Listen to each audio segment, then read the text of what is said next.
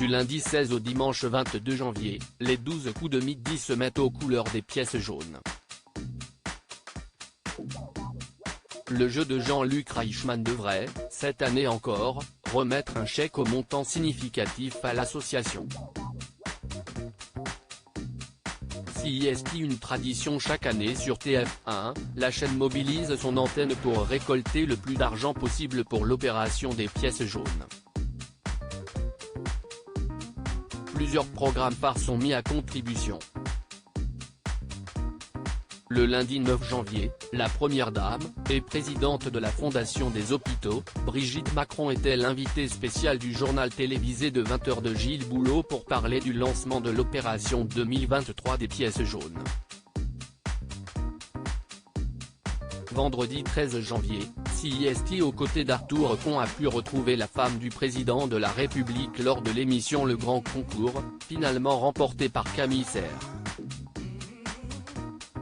Non seulement Brigitte Macron était présente au début de l'émission, mais elle a même co-animé toute la première manche avec l'animateur. Les 12 coups de midi, Brigitte Macron présente ce lundi 16 janvier dans l'émission Toute cette semaine, les 12 coups de midi, se mettent aux couleurs des pièces jaunes. Ce lundi 16 janvier, l'émission quotidienne de Jean-Luc Reichmann accueillera la première dame ainsi qu'Anne Barrère, la vice-présidente de la Fondation des hôpitaux. Les deux femmes vont présenter l'opération pièces jaunes et rappeler l'importance de faire des dons pour améliorer les conditions de vie des enfants et des adolescents dans les hôpitaux. Toute cette semaine, chaque bonne réponse donnée par le maître de midi lors de la phase finale du jeu, appelé le coup de maître, augmentera de 5 000 € la cagnotte pour l'association.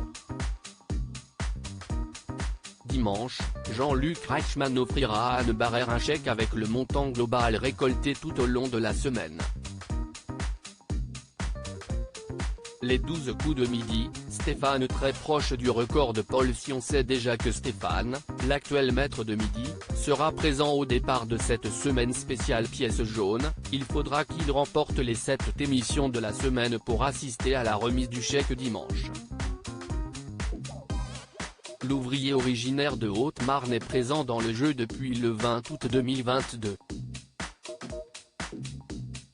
Il est déjà le 5e meilleur maître de midi de l'histoire du jeu et a remporté 5 étoiles mystérieuses.